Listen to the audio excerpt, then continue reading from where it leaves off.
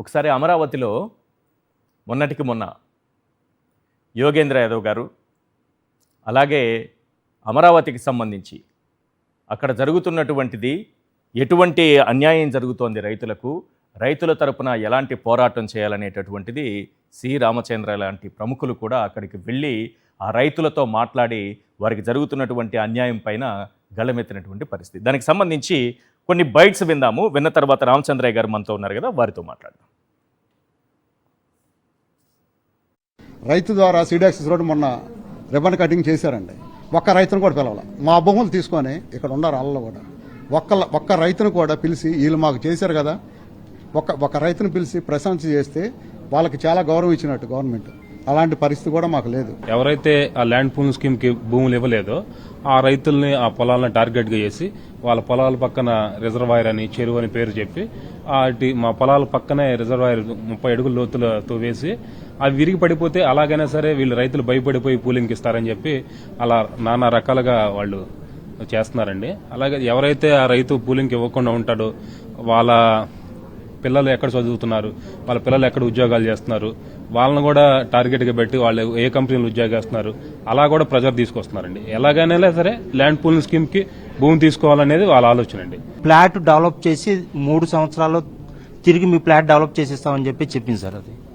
అది 12 సంవత్సరాలైనా కూడా తిరిగి ఇవ్వలేదు. అంటే ఇచ్చిన పూలింగ్ రైతుకి ఇంతవరకు ఎవరికి ఇవ్వలేదు.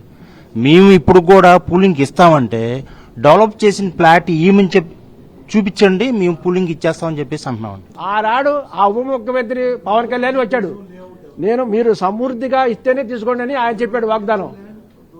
ఇస్తే తీసుకోమన్నాడు. ఈనాడు ఇబ్బంది పెట్టద్దు అన్నాడు. మరి ఆ మనిషి మాట్లాడతలే.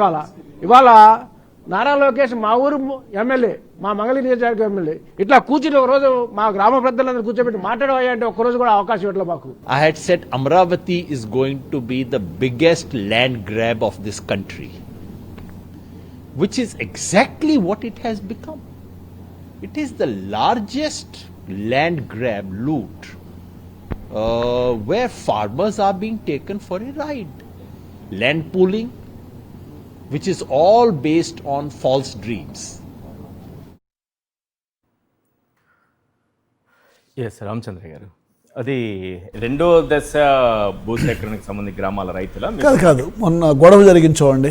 ఉండవల్లి, పెనుమాక, నిడమర్రు, ఎర్రబాళెం, ఇది మొదటి దశదే. ఇవి ఏంటి వాళ్ళ అభ్యంతరాలు? ఉండవల్లిలో మొదటి నుంచి కూడా ల్యాండ్ వాల్యూస్ చాలా ఎక్కువ ఉండేటివి. అంటే అమరావతి ప్రాజెక్టు వచ్చే సమయానికే ఉండవల్లిలో ₹1,00,000 ఎకరా ఉందని అనేవాళ్ళు. నేను ఎన్నోసార్లు వెళ్ళినప్పుడు కూడా అప్పుడు ఏంటంటే 6 లక్షలు 8 లక్షల ఎకరా ఉన్న చోట కూడా మీరు 1000 గజాలు ఇస్తున్నారు, మాది ఆల్రెడీ ₹1,00,000 ఉంది, మాకు 1000 గజాలు ఇచ్చినా దాని ద్వారా మాకేం పెద్ద ఉపయోగం లేదని ఆ గ్రామాల్లో ఉత్సాహం చూపించాల రైతులు. ప్లస్ వీళ్ళు ఒక ఎడ్జ్లో ఉంటాయి ఈ గ్రామాలు, కోర్లో ఉండవు. మంగళగిరి నియోజకవర్గం కింద వస్తాయి, మండలం కూడా వేరు. అందుకని మొదటి నుంచి ఇక్కడ రెసిస్టెన్స్ ఉంది. నిడమర్రు గ్రామంలో అయితే గ్రామ సభే తీర్మానం చేస్తుంది మా భూములు ఇవ్వమోనే, మొట్టమొదటిసారిగా 2014లోనే. సో ఇప్పుడు సీడ్ యాక్సెస్ రోడ్ కోసం తీసుకోవడం అయితే ఒక ఎత్తు, కానీ ఇవ్వని వాళ్ళు అవసరం లేకపోయినా సరే ఎట్టి పరిస్థితులు అయినా సరే బెదిరించి లాక్కోవాలి అనేటువంటి ఒక పట్టుదల. అవసరం లేకపోతే ఎందుకు తీసుకుంటుంది అంటే మొత్తంలో కలుపుకోవచ్చుగా. అక్కడ ముక్కలు మిగిలిపోకుండా. ముక్కలు కూడా కాదు, ఇవి చాలా స్ట్రెచ్ ఉంది. అంటే దూరంగా ఉన్నాయా? అంటే బార్డర్లో వస్తాయి. బార్డర్లో కలుపుకుంటే కొంచెం పెద్దదవుతుంది. కానీ యాటిట్యూడ్ ఏంటంటే ఇక్కడ మెయిన్ యాటిట్యూడ్, వ్యతిరేకించిన వాళ్ళని, ఎదిరించిన వాళ్ళని, ఇన్ని రోజులు ఇవ్వకుండా ఉన్న వాళ్ళని అట్లా వదిలేయడానికి లేదు. ఇది ప్రధానం. అక్కడ ఉన్నటువంటి వాళ్ళ మొత్తం బాడీ లాంగ్వేజ్ కానీ, అఫీషియల్ మెషనరీ పనిచేసేటువంటి తీరు కానీ అట్లా ఉంటుంది. అవసరానికైతే ఇస్తారు. ఉండవల్లిలో కూడా 9.3 ఫామ్ మీద సంతకం చేశారు చాలా మంది. 9.3 ఏంటంటే 9.14 మీద సంతకం చేస్తే మీరు భూములు ఇస్తున్నారు, ప్రభుత్వం ఎప్పుడు మీకు డెవలప్డ్ ప్లాట్ ఇస్తే అప్పుడు తీసుకుంటారు. ఆ వెయిటింగ్ లో నీకు ఇప్పుడు 12 సంవత్సరాలు అయింది, ప్లాట్లు ఉన్నాయి కానీ లేఅవుట్లు డెవలప్ కాలా. 9.3 సంతకం చేస్తే మేము ఇస్తాం, మాకు ప్లాట్ రెడీ చేసి ఇవ్వండి. సో రెడీమేడ్ ప్లాట్ ఇవ్వండి, భూమి తీసుకోండి అంటే ఇప్పటికిప్పుడు ఇమీడియట్ గా మీరు ఇమీడియట్ గా నేను భూమి ఇస్తాను, నాకు ప్లాట్ ఇవ్వండి, డెవలప్డ్ ప్లాట్ ఇవ్వండి. అది మీరు ఎన్ని రోజులు కావాలంటే అప్పుడు అన్ని రోజులు, నా భూమి అంతవరకు నా చేతిలో ఉంటుంది. సంతకాలు 9.3లో ఉంది. 3లో ఉంది. సంతకాలు చేయించుకున్నారు, చాలా రోజుల క్రితం సంతకాలు చేసినారు వీళ్ళు, కానీ ప్లాట్స్ సిద్ధంగా చేయడం ప్రభుత్వానికి ఓకే. లేదు. సో అందుకని ఇప్పుడు ల్యాండ్ అక్విజిషన్ నోటీసులు ఇచ్చి ల్యాండ్ పూలింగ్లో ఇవ్వకపోతే ల్యాండ్ అక్వైర్ చేస్తాం. అక్వైర్ చేస్తే కూడా సుప్రీంకోర్టు జడ్జిమెంట్స్ ప్రకారం లేటెస్ట్ హైయెస్ట్ మార్కెట్ వాల్యూ ఆ సబ్ రిజిస్ట్రార్ కార్యాలయం పరిధిలో హైయెస్ట్ మార్కెట్ వాల్యూకి ఆన్ పేపర్ ఎంత ల్యాండ్ రిజిస్టర్ అయి ఉంటుందో ఆ ల్యాండ్ ప్లస్ దానికి డబుల్ ఆర్ త్రిబుల్ అనేది కొన్ని ఫార్ములా ప్రకారం ఇవ్వాలి. ఉండవల్లిలో 2013 భూసేకరణ చట్టం ప్రకారం తర్వాత సుప్రీంకోర్టు జడ్జిమెంట్స్ కూడా ఉన్నాయి దీనికి అనుకూలంగా. నేను ఇంకోటి అడుగుతాను సార్, ఇక్కడ నాకు ఇంకో డౌట్ ఉంది. ల్యాండ్ పూలింగ్ లో ఇచ్చిన వాళ్ళకి ఒక ప్యాకేజ్ ఉంది, ఇచ్చిన వాళ్ళకి డెవలప్ చేసినటువంటిది రెసిడెన్షియల్ ప్లాట్ కానీ కమర్షియల్ ప్లాట్ కానీ ఇవి ఇవ్వడం అనేది ఉంది.